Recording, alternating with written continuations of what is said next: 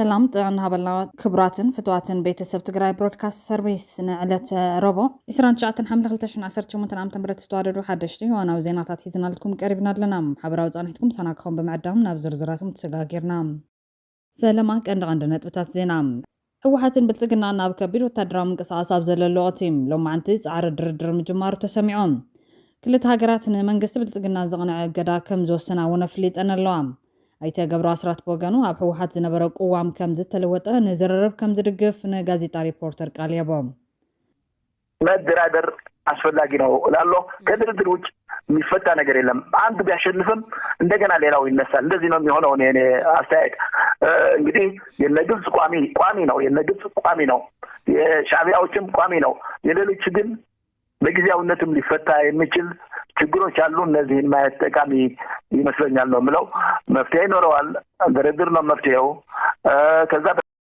መንግስቲ ትግራይ ነቲፒኤፍ ዘቅረበ ጻውዒት ዓቢ አጀንዳ ኮይኖም መምሓሽ ተገይሩሉ ነታ መንጎ ቲዲኤፍን ቲፒኤፍን ዘጋጥም ግጭት ንምንካይን ዕርቂ ክልተ ወገናት ሓጋዝ ምዃኑ ተገሊጾም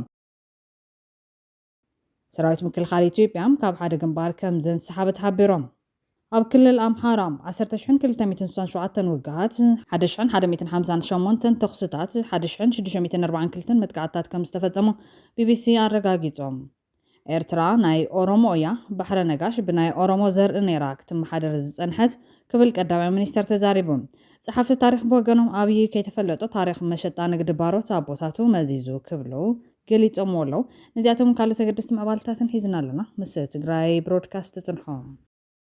بقدامنت أب كل الأمحارة 10267 وقعت 1158 تخصتات 1640 كل متقعتات كم استفزمو BBC أرجعيتهم BBC أمحارية أو كل الأمحارة كاب ميازي 15 عام تمرد جميرو كسب حملة 15 عام تمرد استمزجبو حفشاوي نايكوينات حبريتات توجلهم بمسارة زي 10267 وقعت 1158 تخصتات 1640 كل متقعتات 21 ناي تعامل سلفتات 4 ዓመጻት ተመዝገቡን ክብል ጸብጽቦም ዝሓበሪታን ብልጽግና ክልል ኣምሓራ ዳርጋ ካብ ቁጽሩ ጻይኸውን ከም ዘሎ ዘርኢ እኳ እንትኾነም ናይ ብልጽግና ኣምባሳደርን ጀነራልን ናይ ቁማር ፖለቲካን ዲፕሎማሲን ምምዛዙ ግን ኣዘራራብ ዛዕባ ኮይኖም ገንዘብ እንተደልዮም ይምጹ እሞ ተደራዲሮም ይውሰዱ ክብል ባጫ ደበሌ ንቢቢሲ ዝተዛረበ ኮይኑ ነዚ ዘረባ ዝነቐፉ ተቃውምቱ ድማ እዚ ናይ ባጫ ጥራሕ ዘይኮነስ ናይ ስርዓት ባህሪ ብግልጽ ዘረባ እዩ ብልጽግና ናይ ህዝብታት መሰረታዊ ናይ መንባር መሰሎም ረጊጹ ኩናት ኣውጁና ኣለዉ ህልውናኦም ንምርግጋጽ ኢሎም ናብ ጫካ ዝኣተዉ ሓይልታት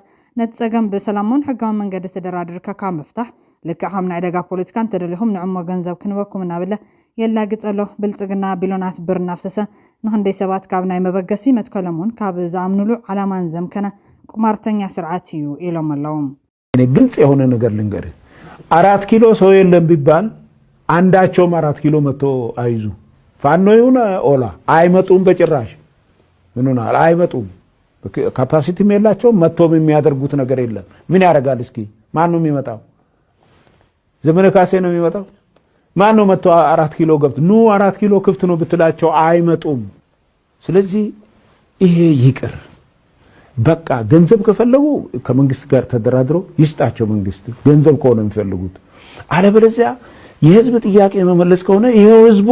ተውኝ አለኮ በምርጫው ይተውት ሰላም እናምጣ መንግስቲ ትግራይ ነቲፒኤፍ ዘቅረበ ጻውዒት ዓቢ አጀንዳ ኮይኖም መምሓሽ ተገይሩሉ ነታ መንጎ ቲዲኤፍን ቲፒኤፍን ዘጋጥም ግጭት ንምንካይን ዕርቂ ክልተ ወገናት ሓጋዝ ምዃኑ ተገሊጾም ዋና ዳይሬክተር ትካል ጥዕና ዓለም ዶክተር ቴድሮስ ኣድሓኖም ኣብ መንጎ ተጋሩ ዕርቂ ሰላም ኣብ ምውራድ ኣበርክቶ ክገብር ከም ዝተሓረየ ዝፍለጥ ኮይኖም እቲ ብመናሰይ ዝተበገሰ ዕርቂ ሓይልታት ምክልኻል ትግራይን ሓይል ሰላምን ሰፊሕ ደገፍ እናረኸበ ይቕጽል እዩ ዘሎ ኣብ ትግራይና ዘሻቅል ኩነታት ተፈጢሩ ከም ዘሎ ዝፍለጥ እዩ ክንዲ ዝደለ ፖለቲካዊ ኣፈላላይ ያሃሉ ሰላም ክዝረግ ኣይግባን ብምርዳእን ብልዝብን ዘይፍታሕ ኣፈላላይ የለን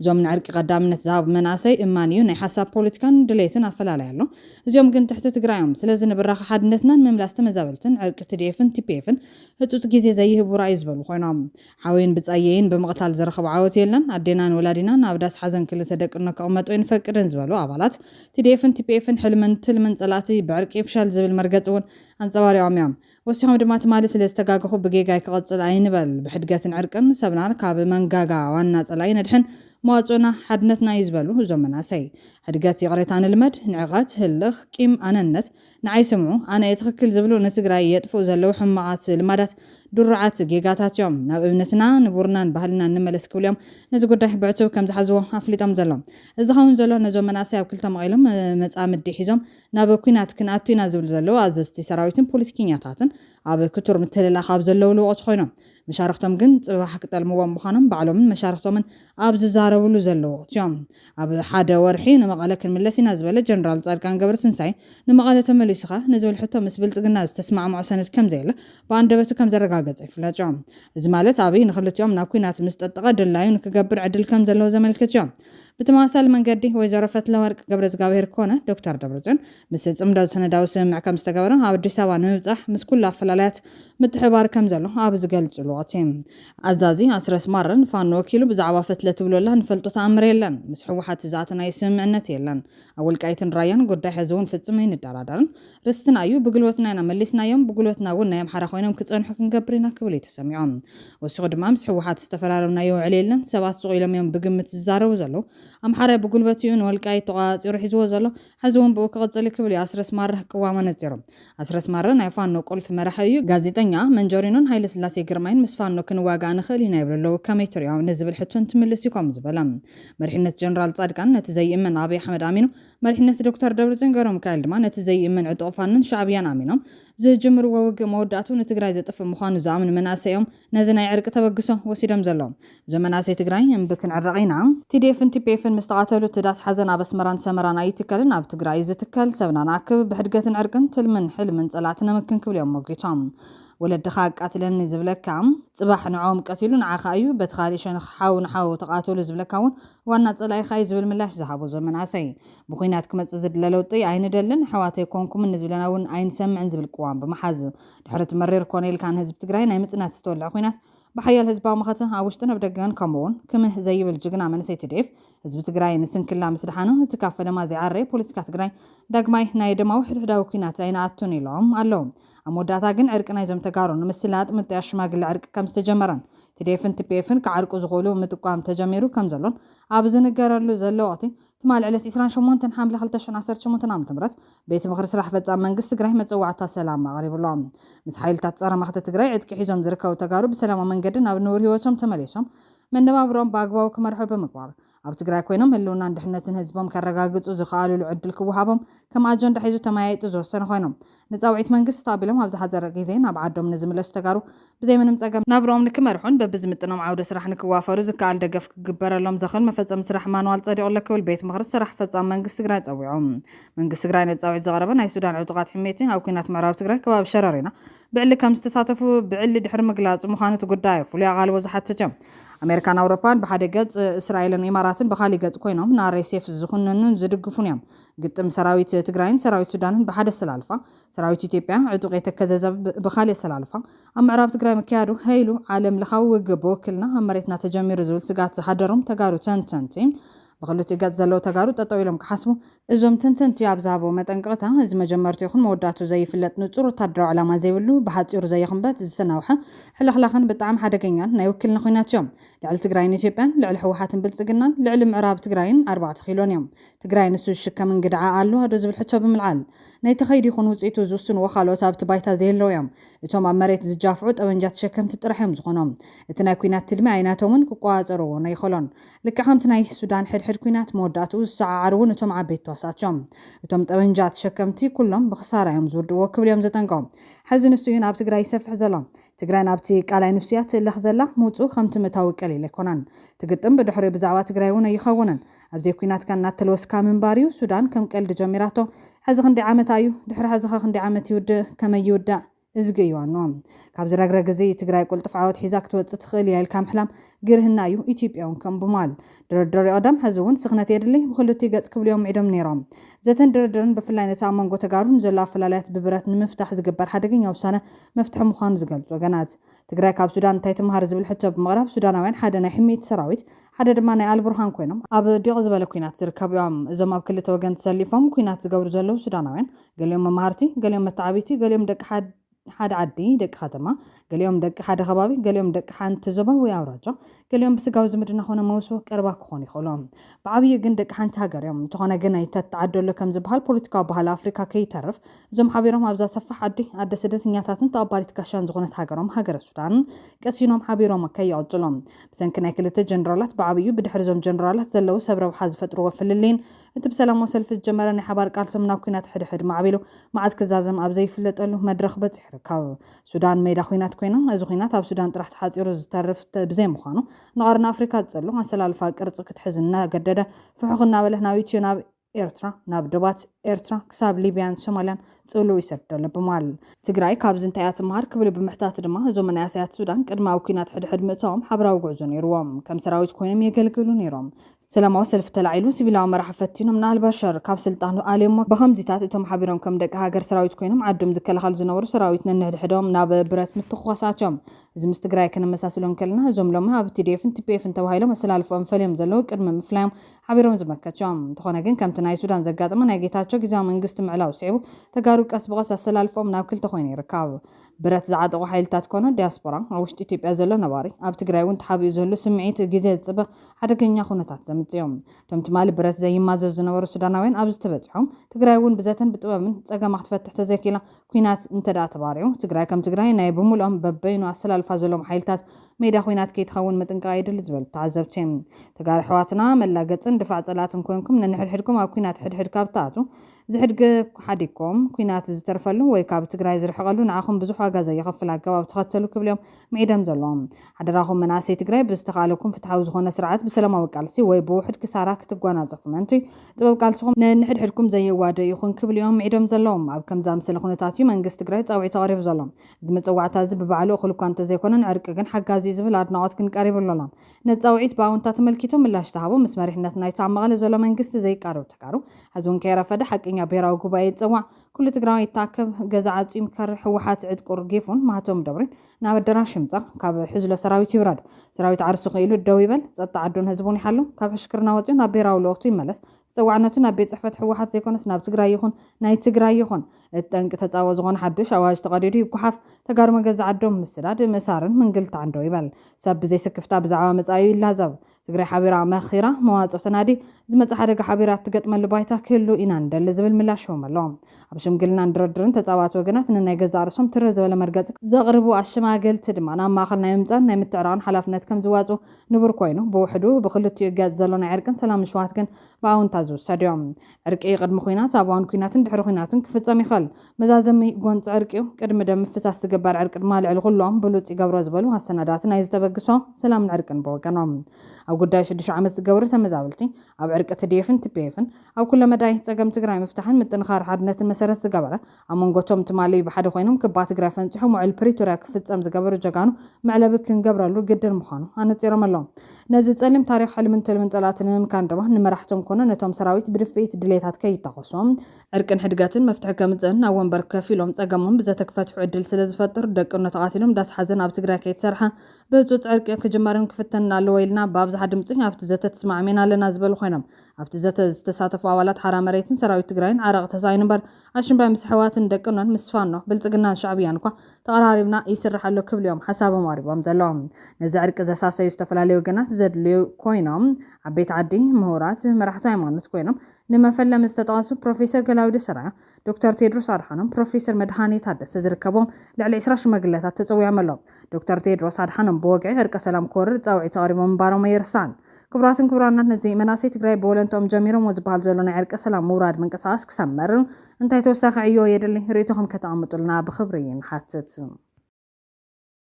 بخالي حبرتا إيرترا ناي أورومويا بحر نقاش بناي أورومو زر نيراك تم حدر تسنحت قبل قدام مستر تزاربهم صحف تاريخ بوغانوم أبي كيت فلتو تاريخ مشطان قدبارو تابوتاتو مزيزو كبلو إلهم قليت أمولهم قدام مستر أبي حمد حملة سران شومتن قلتشون عصر شومتن عم تمرت ناي أوروميا ميديا بزهابك على محتت إيرترا ناي أورومويا بحر نقاش أيح بحري بناي أورومو زرك تم حدر تسنحت يا كبليو تزارب زولهم قدام سر ኢትዮጵያ አብይ አሕመድ ሕጆም በቋንቋ ኦሮሞ መግለጽ ከም ዝሃበ ተገሊጹ ኣብ ዝቕጽሉ መዓልታት ክዝርጋሕ ከም ዝኾነ ምስ መደበር ቴሌቪዥን ኦሮሚያ ኦቢኤን ዘካየዶ ቃለ መሕተት ሎሚ ተቆሪጹ ዝሕለፈ ኮይኑ ኣብዚ በቋንቋ ኦሮምኛ ዝሃቦ መግለጽ ብዛዕባ ኤርትራ ኣዘራራብ መግለጽ ከም ዝሃበ ተገሊጹ ኣብ ኤርትራ ባረንቱ ዝበሃል ቦታ ከም ዘሎን እዚ ከዓ ናይ ኦሮሞ ቦታ ከም ዝኾነን ብዛዕባ ባህረ ነጋሽ ኣብ ዝሃቦ መግለጽ ድማ ባህረ ነጋሽ ናይ ኦሮሞ ታሪክ ከም ዝኾነን በዚ ከዓ ኤርትራ ናይ ኦሮሞ ከም ዝኾነት ገሊጹ ሞቲን ባህረ ነጋሽ ቡልቹሱን ዶሪ ደማ ኦሮሞ ኤርትራ ከሰት መጋሊ ጉዶ ተኩ መቃንሺ ባሬንቱ እንት ዋይ ቦርናፍ ባሬንቱ ማል ቤኩፍ መቃሞ ጋሰኒ እዚ ዘረባ ምስታይ ተሽመልስ አብዲሳ ቅድሚ ሒደት ዓመታት ኣብ መስቀል ኣደባባይ ኢሬቻ እንትኽበር ንዝመጽ ዓመት ኢሬቻ ኣብ ምጽዋዕ ቄሕ ባሕሪ ይክበር ብምዋል ዝተዛረቦን ፓስተር ቄስ ዶክተር ግርማ ዝተባሃሉ ኩሉ ናትና ኩሉ ኬንያ በማል ዝፍለጡሉ አዘራርባ ዝመሳሰል እዮም ቢካሉ በኃይል በጦርነት ልክ ትራምፕ ሄዶ የቬንዙዌላን ፕሬዚደንት አፍኖ ይዞ አሜሪካ እንዳስገባ ኢሳያስን ሄዶ አምጥቶ እዚህ ማሰር እና አገሩን ነፃ ማውጣት ነው ለሃለሁ እንኳን ቀይ ባህር እንኳን አሰብ አስመራ የኛ ነው ስለዚህ አስመራ የሚለው ቃል ኦሮምኛ ነው የኦሮምኛ ቃል ነው ግን እነሱ ስለ ስም ስለ ትርጉም ስለሌለው በትግርኛ ምን አደረጉ መሰለ በትግርኛ የለውም እንዴ ትርጉም የለውም አሁንም ኢሳያስ ወደ 5 ሚሊዮን አካባቢ ደርሷል ይባላል 3 ሚሊዮኑ ተሰደው ውጪ ነው ያለው ከተሰደዱት ውስጥ ወደ 270 እስከ 300 ድረስ 300 ሺህ ድረስ የሚደርሱ እዚህ ኢትዮጵያ ውስጥ ነው ያሉት በዚህ ደግሞ ባህር በር እንዲጠብቁ ወደ ቀይ ባህር ደግሞ ተላኩ ማለት ነው እነማን ናቸው የኢሳያስ ዘርያ ኢሳያስ እንኳን ከዚህ ነው ሄደው እነ በረከት ሀብተ ስላሴ ኋላ አማሴን የተባለው ከዚህ የሃም ዘር ሃም ማለት የኩሽ ካም የሚባለው ማለት ነው የኩሽ አባት ኩሸቴክ ምናምን የሚባል ነገር አለ አይደለም የሃም ዘርና ከዛ ደግሞ ሐማሴኖች መጥተዋል ቱርኮች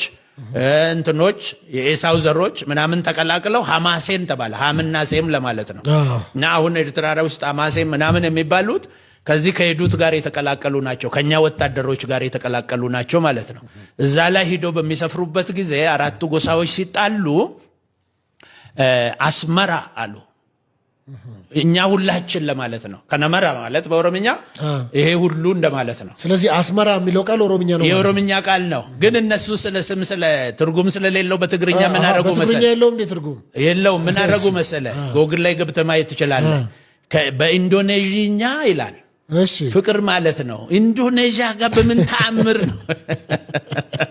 ነዛ መልኪቱ ርእቱ ዝሃበ ጽሐፍ ታሪክ ሳሙኤል ኪዳን በወገኖም አብይ አሕመድ ታሪክ ባህረ ነጋሽ ምስ ኦሮሞ ዘራኽብ ነገር ይብሉን ባህረ ነጋሽ ካብ ዱባሩባ እምበር ካብ ባረንት ኮይኑ ኣብ ማሓዲሩ ይፈልጠን ኳዳስ ባህረ ነገስቲ ኣብ ዱባሩባ መኮንን ትግራይ ካብ ዓድዋን ከባቢታት ሓውዜን ብምዃን ውህድቲ ትግራይ የመሓድሩ ነይሮም ዛንታ ትኹሩዕን ደፋርን ባህረ ነጋሽ ይሳቅ ወዲ ቁሩ ማራይ ትፈልጥዎ ደክብልዩ ሓቲት ዘሎም ኣብ መወዳእታ ድማ እቲ ባህረ ነጋሽ ምስ ኦሮሞ ንምዝማድ ዝፈትን ካዮ ዲስኮር ካልእ ናይ ባርያ ንግዲ ታሪኻዊ ዛዕባ ሒዝልካ ስለ ዝመጽእ ትረፍካ ሳግብላ ገነይ ተቕላዕ ከም ዝበሃል ይክብሉ ጠንቂቕሎም ዶክተር ሚልኬሳ ሚደጋ ዝተባሃሉ ናይ ቀደም ላዕለዋይ መንግስታዊ ሓላፊ ኣብ ክልል ኦሮምያ ብፍላይ ከም ሓላፊ ቢሮ ምሕዳር መሬት ኦሮምያ ኮይኑ ዘገልገለ ድማ ኣብይ ነዛንታ ዝመዘዞ ንኻሊእ ዘይኮነስ ንኹናት ምስ ኤርትራ ንምጓሃር ክብል ተዛሪቡሎም አንድ ነጥብ ያዙልኝ እንግዲህ ኤርትራ ላይ ያነጣጠረ ነው ይሄኛው የባህረ ነጋሽ ንጉስ ዶሪ ይባላል ኦሮሞ ነው እሱ አለ አንድ ትልቅ ከተማ ደግሞ ባሬንቱ ትባላለች ይህንን ባሬንቱ ያሉት ከቦረናና ባሬንቱ ምን ስለሚያውቁ ነው ይህንን የሰየሙት አለ ተመልከቱ የባህረ ነጋሽ እንግዲህ ባህረ ነጋሽ በኢትዮጵያ ታሪክ ስንማር እንግዲህ አብዛኛው ቦታው ኤርትራ ውስጥ ነው ባህረ ነጋሽ የሚባለው ከመረብ መላሽ ባህረ ነጋሽ ይሄ የዛ አካባቢ ባህረ ነጋሽ ወደ ይሄ ጥያቄ የቀይ ባህር ጉዳይ ነው የቀይ ባህር ጉዳይ ነው የአብይ ቀይ ባህር ጥያቄ የዩኤኢ ቀይ ባህር ጥያቄ አሁን በአፋን ኦሮሞ መጥቶ የባህረ ነጋሽ ያኔ ንጉስም ኦሮሞ ነው ዶሪ ይባላል አለ። ከተሞችም ባሬንቱ ይባላሉ እዛ አካባቢ አለ። አዎ ባሬንቱ የሚባል አለ ቦታ ኤርትራ ውስጥ ብዙ የአፋን ኦሮሞ ስሞች አማራ ክልል ውስጥ ትግራይ ክልል ውስጥ የትም ቦታ ሊኖሩ ይችላሉ አሉ።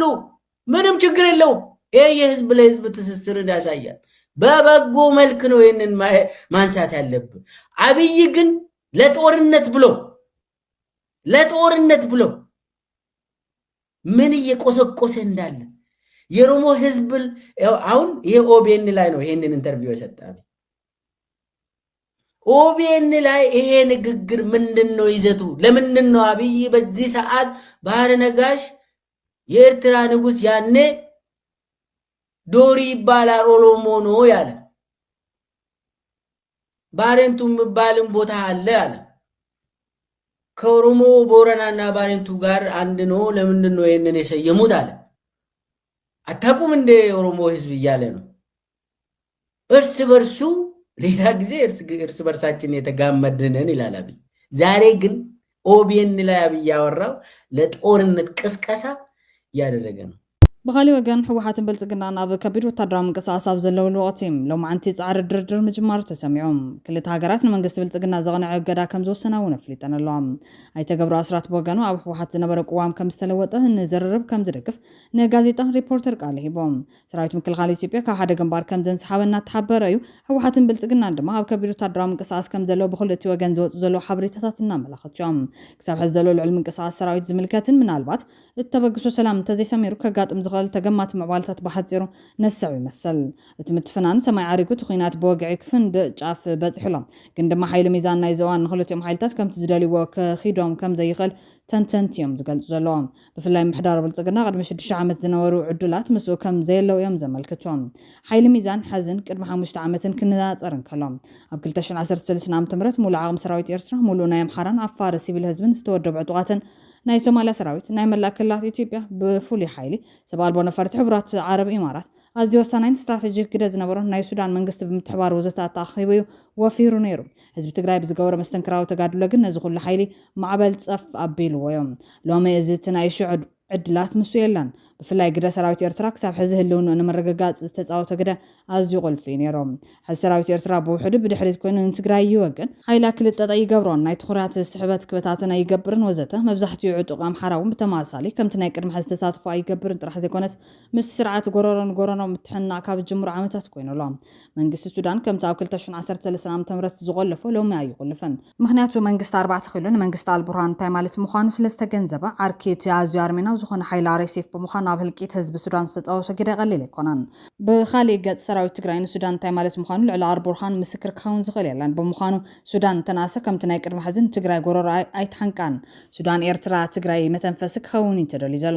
ሕዚ ሰራዊት ትግራይ ትኩረቱ ኣብ ሓንቲ ኣንፈትያ ብቅድሚቱ ብድሕሪቱ ዝወግእ ጸላይ የብሉን። እዚ ሓደ ዓብይ ዓወት እዮም። ካልኣይ ስልቲ ኩናት ኣብይ ኣሕመድ ናይ ሰብ ማዕበል ኣብይ እንተኸታተልቲ 5 ዓመታት ብሚልዮን ዝቑፀሩ ወታደር ኣሰልጢኑ ሬንጀር ኣልቢሱ እዮም። ብምዃኑ ብበዝሒ ሰብ ክረጋጋዕ ክገብር እዮም። ከምቲ ናይ ቅድሚ ሕዚ በዝሒ ሰብ ኣኪቡ ናብ ዓውዲ ኩናት ብምእታው ንሰራዊት ናይ ጥይት ሕፅረት ከጋጥሞ ንምግባር ዝተጠቐመሉ ስልቲ ክጥቀም እዮም። ኣብዚ መዳይ ሰራዊት ትግራይ ክጥንቀቕ ዝብል እምነት ከም ዘሎ ይዘመን። ተገማቲ ፖሊስ ኩናት መንግስቲ ስኮርችድ ኢርዝ ፖሊሲ ክትርጎም ከሎ ብትግርኛ ኣብ ልዕሊ መሬት ዘሎ ኩሉ ናይ ምሕራር ፖሊሲ ክኸውን ከም ዝኽእል እዮም። እዚ ፖሊስ ኩናት ኣብ እዋን ኩናት ፀላእ ዘድልዮ ሃፍቲ ምግቢ ማይ መጓዓዝያ ወይ መዕቆቢ ከይረክብን ከይትጠቐመሉን ብምሕሳብ ዝኾነ ይኹን ጠቃሚ ነገር ብዓላማ ናይ ምብዳም ምሕራር ወይ ምህላኽ ወታደራዊ ስትራቴጂ እዮም። ዝኾነ ይኹን ጠቃሚ ነገር ንድሕሪት ከይተረፈ ኣብ መሬት ዘሎ ኩሉ ኣቃፅለ ጥፍ ካብ ዝብል ሓሳብ ዝመፀ እዮም።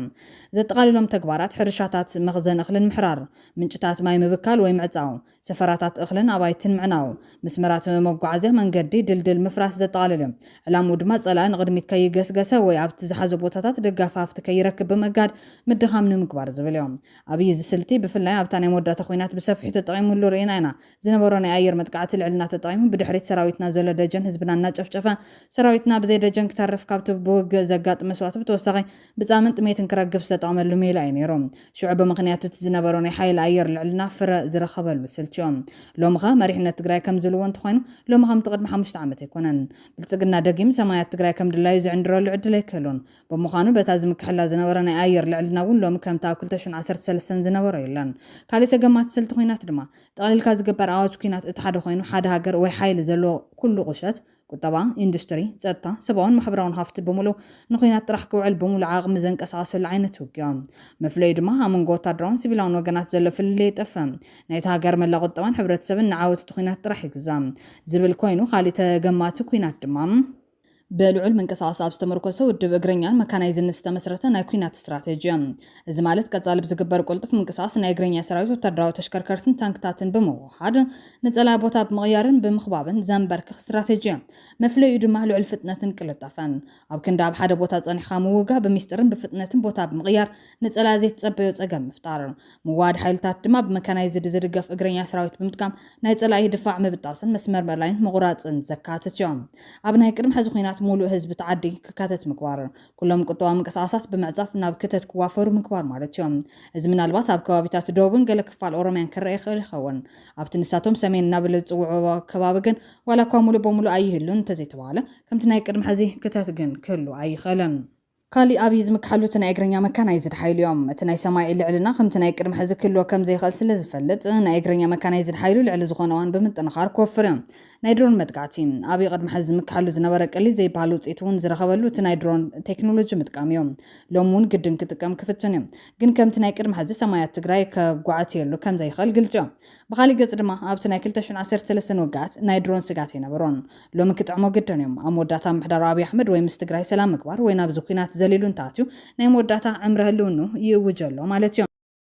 ኩናት እንታትዩ ናይ ምዕዋት ዕድሉ ዘይረዩ ሰለስቲኦም ሓይልታት ብውህደት እንተተዋጊኦም ብልጽግና ብቐሊሉ ይፈርስ ይኹን እምበር ብድምር ውፅኢት ኩናት ይኹን ዓወት ንትግራይ ይጠቅም ዶ ዝብል ሕቶ ግን ትምላሽ ኣሉታዊ እዮም ንትግራይ ዝበለፀ ዝጠቕማ ብሄራዊ ጥቕምታታ ብዘይ ኩናት ብድርድር እንተረኺባ እዩ ንኣብይ ኣሕመድ እውን ዝጠቕሞ ካብ ኩናት ላዕሊ ምስ ትግራይ ብሰላም ፀገማት ምፍታሕ እንተኽኢሉ እዮም ኣብ ማእኸል ዝከቢድ ኩነታት ግን ነዚ ናይ ሰላም ተስፋ ዘለምልሙ ነቲ ኩናት እቲ ዝዓግቱ ብዙሓት ምዕዋልታት ክኽሰቱ ጀሚሮም ኣለዉ እቲ ሓደ ምዕባለ ናይ መጠንቀቕታ ስጉምቲ ኮይኑ ብእገዳ ዝሰንዕ እዩ ክልተ ሃገራት ንኢትዮጵያ ኣጊደን ኣለዋ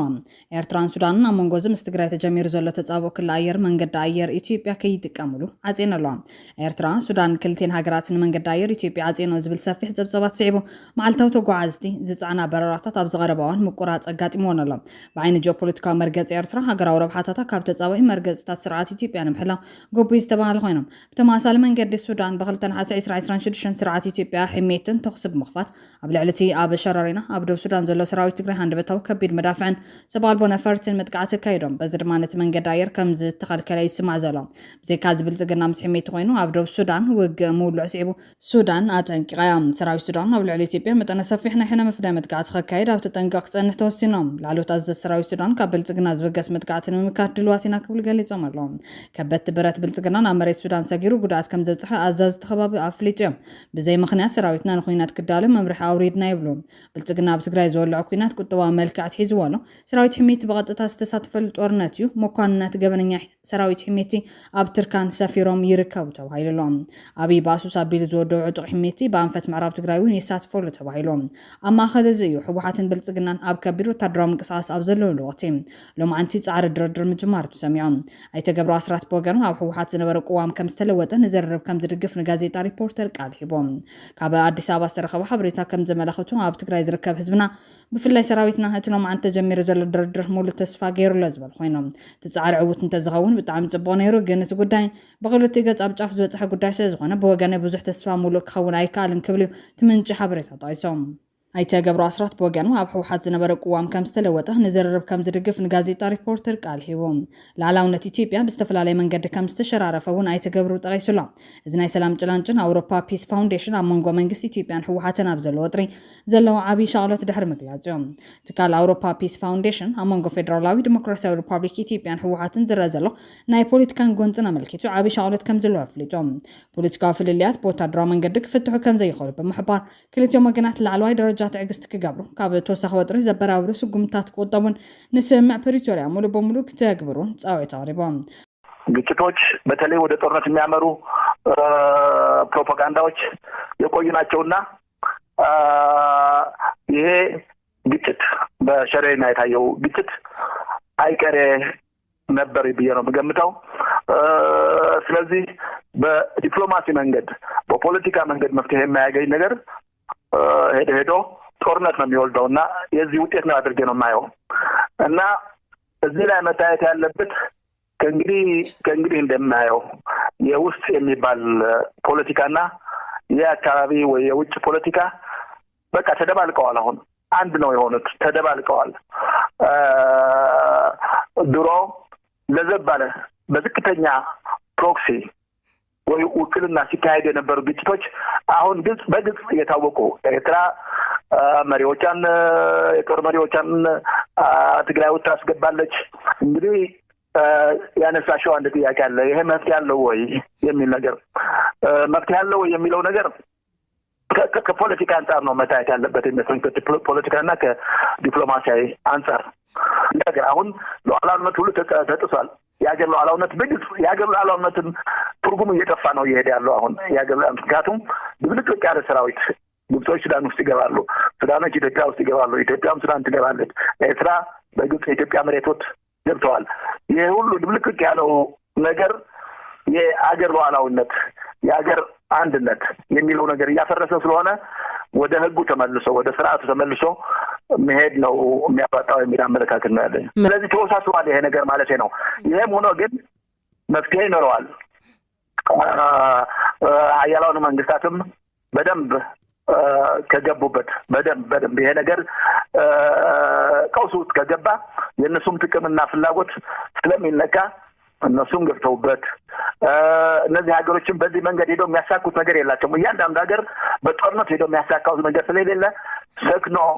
ሰላም እንዲፈልግ ፖለቲካውን እንዳስተካክል በኢትዮጵያ በኩልም ይሄ የሰላም ጉዳይ ገፍቶ ቢሄድ ከታጣቂዎች ጋር ማለት እነሱ ከፍተኛ ነገር ሊፈልጉ ይችላሉ። የሆነ ሆኖ ግን መደራደር አስፈላጊ ነው እላለሁ። ከድርድር ውጭ የሚፈታ ነገር የለም። አንዱ ቢያሸንፍም እንደገና ሌላው ይነሳል። እንደዚህ ነው የሚሆነው። እኔ አስተያየት እንግዲህ የነግብጽ ቋሚ ነው፣ የነግብጽ ቋሚ ነው፣ የሻዕቢያዎችም ቋሚ ነው። የሌሎች ግን በጊዜያዊነትም ሊፈታ የሚችል ችግሮች አሉ። እነዚህን ማየት ጠቃሚ ይመስለኛል ነው የምለው። መፍትሄ ይኖረዋል። ድርድር ነው መፍትሄው። ከዛ አሞዳታት ትካል ኣብ ትሕቲ ግሎባል ፒስ 2030 ዝበሃል መደቡ ንረብሓን ድሕነትን ህዝቢ ኢትዮጵያ ቅድሚ ኩሉ ብምስራ ክልቲኦም ወገናት ፍልልያቶም ብሰላማዊ ሰፊሕን ንባዕሉ ዝሃንፅን ዘተ ጥራሕ ክፈትሑ ተሓሳሲቦም እዚ ናይ ሰላም ተስፋ ዕውት ክኸውን ሰናይ ትምኒትና ንገለጽ። ብኻልእ ወገን ሱዳን ትርከበን ሃገራት ንትግራይ ኣፍልጦ ሃገርነት ክባይን ዝብል ፕሮፓጋንዳ ተጀሚሮም ኣብ መንጎ ልሂቃን ኢትዮጵያ ኣጨቃጨቂ ዛዕባ ክኸውን ከሎ ብወገን ብሄራውያን ተጋሩ ድማ ኣበዮም ሓቂ እንተዝኸውን ሓቂ ክኾን ክንፅሊና ዘበለ ኮይኑሎም ኢንጂነር ግደይ ዘራፅዮን ኣብ ዋና ኩነታት ፖለቲካ ዞባ ድሂቡ ምስ ብራኻ ሚድያ ብዝነበሮ ጻንሒት ህዝቢ ትግራይ ካብ ኢትዮጵያ ዝጥቀም እምበር እዚ ጉዳይ ኣይኮነን ክብል ተሰሚዑሎም። በጣም ጥብቅ ዶክመንት ነው። ኃላፊነት ወስጄ ነው ማቀረው። የሱዳኑ የጦር መሪ ጀነራል ቡርሃን አስመራ በሄደበት ወቅት ከትግራይ ደግሞ ደብረጽዮን የተመራ ቡድን በተመሳሳይ ወደ አስመራ አቅንቶ ነበር። ከደብረጽዮን ጋር አብረው የሄዱት አንደኛዋ ፈትለ ወርቅ ናት፣ ሁለተኛው ጌታቸው አሰፋ ነበር። በአልቡርሃንና በኢሳያስ አፈወርቂ መካከል የተካሄደው ዝግ ስብሰባ ላይ ደብረጽዮን ተገኝቶ የምክክሩ አካል ተደርጓል። በማስከተልም ደብረጽዮንና ኢሳያስ የመደቧቸው የሚሊተሪ የደህንነትና የኢኮኖሚ ጉዳይ ኃላፊዎች ተገናኝተው ምክክር አድርገዋል። ጦርነቱ እንደተጀመረ ኤርትራና ሱዳን ለትግራይ መንግስትነት እውቅና ይሰጣሉ። ቀጥሎ ግብጽ ትመጣለች። ጦርነቱ ሲጀመር ታክቲኩ ምንድነው? ጦርነቱ እንዲጀመር ይደረጋል። በተቻለ መጠን ፌዴራል መንግስቱ ጦርነቱን ጀመረ ይባላል። ከዛ በኋላ አገረ ትግራይ ነፃ ሀገር ይመሰረታል። በፍጥነት እውቅና የሚሰጡት ኤርትራና ሱዳን ይሆናሉ። በማስከተል ግብጽ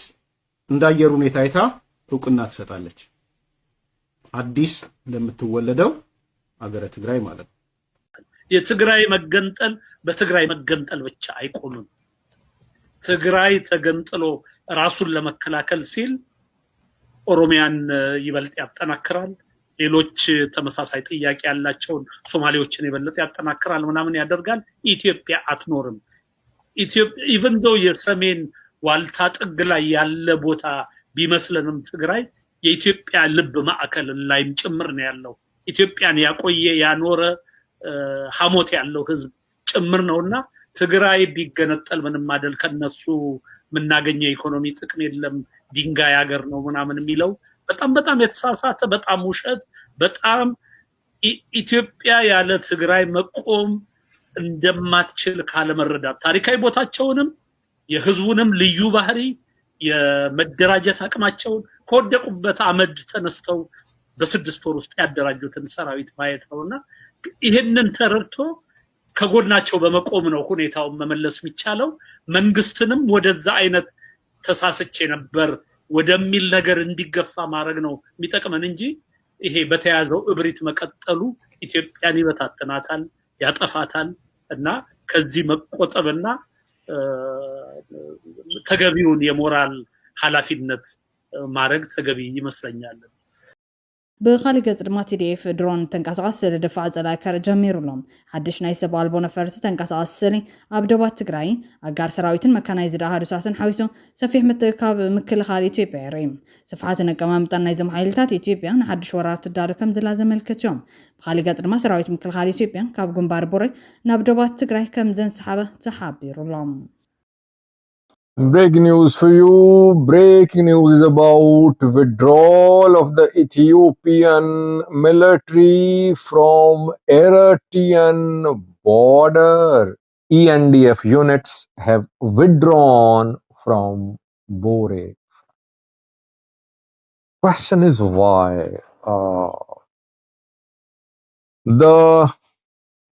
ENDF units which have withdrawn from Bore front, they are being redeployed to